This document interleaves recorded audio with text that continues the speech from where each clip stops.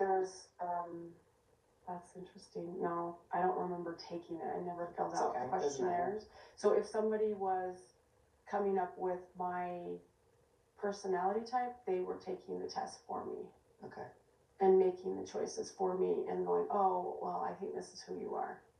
And that was when, you know, and if that's somebody doing that, that means, like, Christine didn't know me well. She didn't take the time to know me. Hey guys, there was so much to cover in this Telll Part 3 that today I want to actually take a closer look at Robyn's cover. In this Telll Part 3 that today I want to actually take a closer look at Robyn's brain and her mental state, because I know we throw around the word narcissist a lot, but I truly believe, and I hate to diagnose people, this is all in fun, remember, but I mean, it's really not, because it really does seem like her. But I do believe she has a grandiose narcissistic personality disorder. Now, I've had some history in the mental health field for about the last 15 years, definitely not diagnosing people, but we're just going to go with this here. Some of the reasons I do believe this is because, one, she thinks she's bigger, better than anyone. She wants constant admiration, self-entitlement. All of these things are part of this disorder. She places the blame on other people, and she lives in a fantasy land full of delusions. These are just some of the things we're going to cover that are the reasons why I think she has this, which this clip clearly shows them all. She starts off saying, first of all, let's get down. Christine says they all took a personality test, and Robyn's type of personality said they kind of thrive on drama. So Christine used the word dramatic to refer to Robyn, and Robyn kind of flew off the handle and went nuts, which kind of shows that maybe the personality test wasn't too far off. And this really shows it all. It shows how first she starts her sentence by like, if. Did you notice that if in her response to what Christine's saying? Like, maybe it did happen. And then she kind of changes it around, like she's needing time to think up her little lie. Then she says, nope, it didn't happen, guys. It did not happen. Then she says, well, she changes it again. See her eyes darting back and forth. Mine, because of lights and things around me, you see her eyes darting back and forth. Well, they say that to the right, if you're looking up, and to the right, you are trying to get to the left side of your brain, which is your creative side, which means they say that, this isn't a fact, that you're looking for a response. You're looking for an idea. So maybe it might not be true. Where if you look up and to the left, you are getting the logic side of your brain, the right side of your brain, which is recalling facts. You don't need eyes. She's clearly lying right here, right, guys? I mean, she goes on then. This is actually just like the narcissist. She goes on to then say, well, if this happened, someone took the test for me, placing blame on others.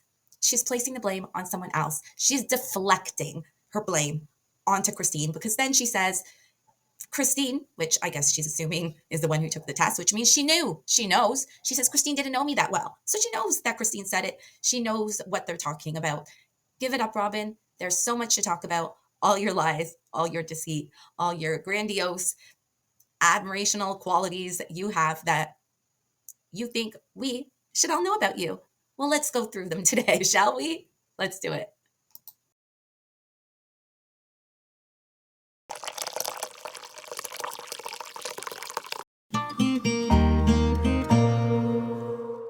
I was being told that the kids hated me. In the text thread? No. Before that I was being told that the kids hate me and my kids. Who was telling you that? A person. Hello, everyone. How is everyone doing today? Good, I hope you said, or excellent. Welcome to my channel. If you're new here, I'd really appreciate it if you hit that like and subscribe. And if you've seen me before and you haven't yet, I'd really appreciate it too. Basically, we're going to talk about Robyn being a narcissist today from that Tell All Part 3. Woo! And I need to make a few videos. Basically, to let you know without the whole description, a narcissist is someone who thinks they're better than everyone, basically, yet the smallest criticism makes them fly off the handle. I mean, do you see Robyn's face when Suki's asking her these things? She looks so angry just sitting there trying to hold it in, right? And if I've never seen a person lying, it shows on their face the way it just showed on Robyn's when she was asked, who was she being told that the children hated her? Who told her that? She's just like, a person, someone. Yeah. The thing is, with the, she's lying, and she always lies, and we all know she's lying. The question is, why does she keep lying if we all know she's lying and she's blatantly lying? Part of it is to keep the facade up. These people have been doing it for so long and lying for so long. It's so hard for a narcissist to just give it up. To just give it up. They've done it so long they can't give it up. On top of this, her faith has also taught her to lie, which does then their faith breed narcissists? Or do narcissists just really go with their faith? I don't know. But she definitely is lying about the children hating her. We all know they've tried to get along with her. I mean, who? What are the options? Mary told her? Cody told her? I don't think so. What do you think? That was trying to convince me that there was something going on, and I finally just said to this person, I don't believe you, and unless you've got proof, I don't want you to talk about it with me anymore. So when you're a narcissist, it doesn't just show up in one part of your life. It shows up in every area, from your work to your relationships to your friends. And she lost a really good friend due to what she did here in her little fairy tale land. I think it went something, this has to do with the catfish. It had something to do, maybe Mary confided in her. Who knows? Like, maybe Mary did say something regarding the catfish. It didn't really come up how she was getting the information or what was going on.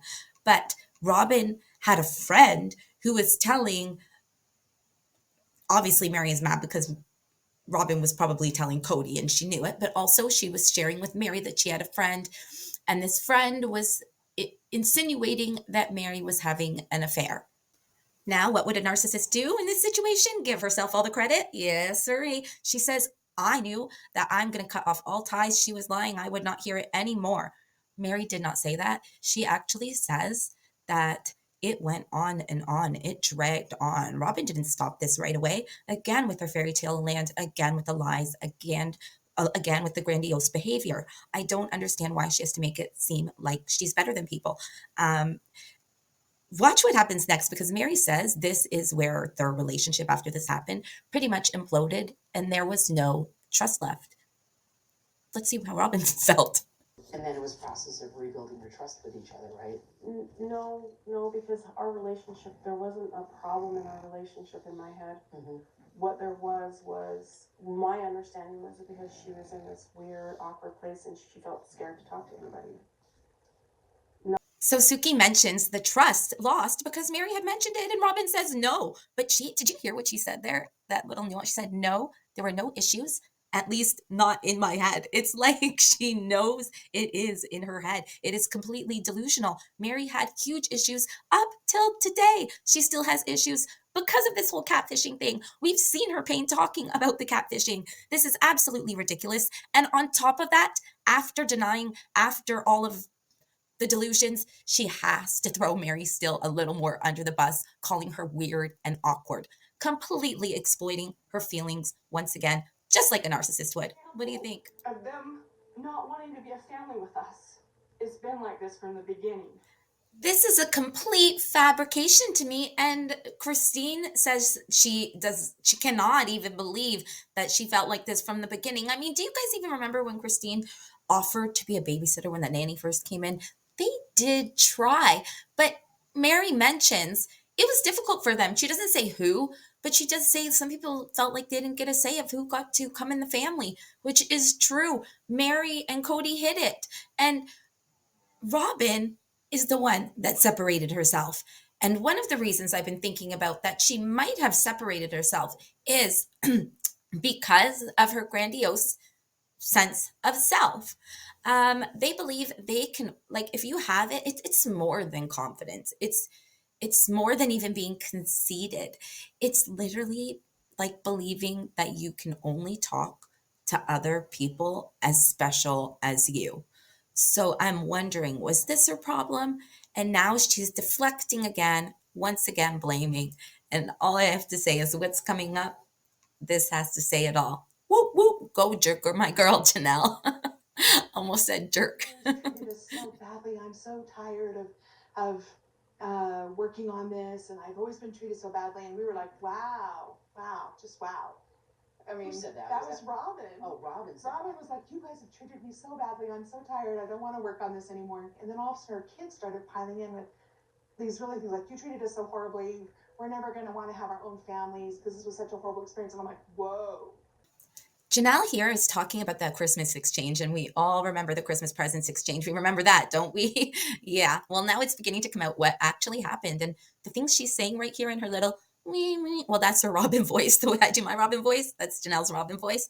That is what was said in the text messages. Apparently, Robyn flipped out, made it all about herself, and then her kids jumped in, and they were saying these things, and everyone was taken aback. Like, they couldn't believe it went from talking, it literally went from talking about a time of meeting. They didn't even get to do the presents, like talk about the presents. It didn't even make it that far. They were still talking about the meeting times when Robyn flew off, and then the kids in suit followed their mom. I mean, it's pretty sad that Robyn had to take control and ruin Christmas. No wonder the kids have something against her. She always has to take control. And I'm sorry, but when she does, it's kind of like the blind leading the blind, don't you think? Really, really wanted to belong. And they had some of the other kids kind of telling them they didn't belong and they weren't part of the family. This is clearly just another lying tactic of manipulation from Robyn. I mean, do you really think that they are seriously having problems, the kids having problems with Robyn's kids? Do you see that happening? I mean, I could completely be missing it. Do you? Because instead of going over what she's exactly saying, I want to go over why I believe she's saying these things.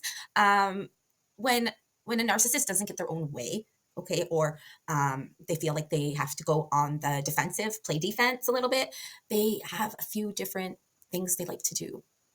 They like to go on the attack. They have contempt for other people and show contempt for other people. And they also do a little bit of bullying and putting down.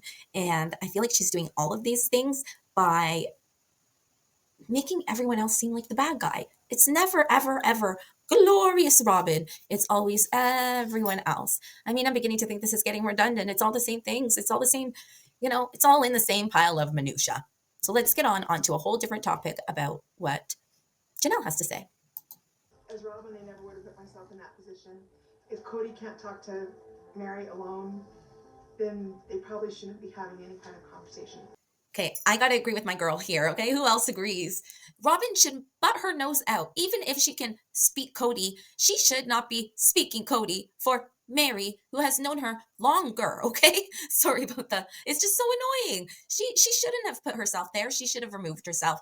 But then again, there are two narcissists in this picture, one possibly a sociopath as well.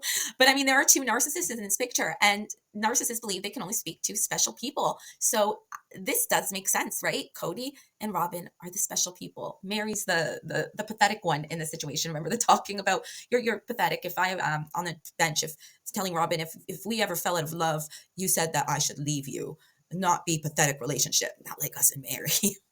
Because they are special people, right? Wrong. It is to say it out loud.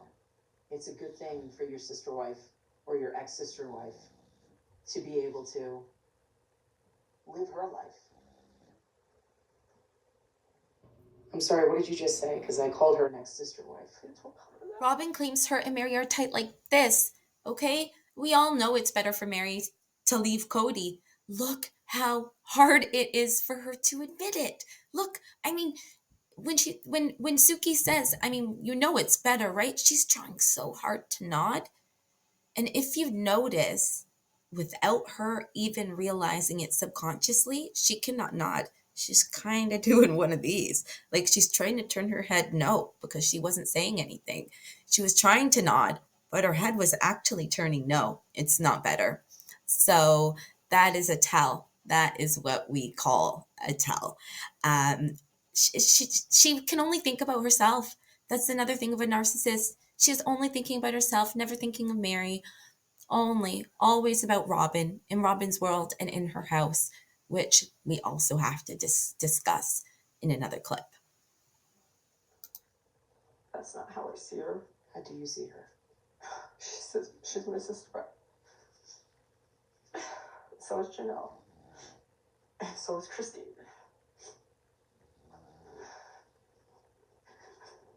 Sorry, I don't know. Let's go. And this isn't me just being dramatic. Thank you, Christine. Robyn, you gotta give it up. They don't like you. They're not your sister wives anymore. You need to stop living in la la land, okay? The problem with a narcissist, and mind you, she could be a covert narcissist. I mean, a grandiose narcissist is so boisterous like Cody. She could have a big both.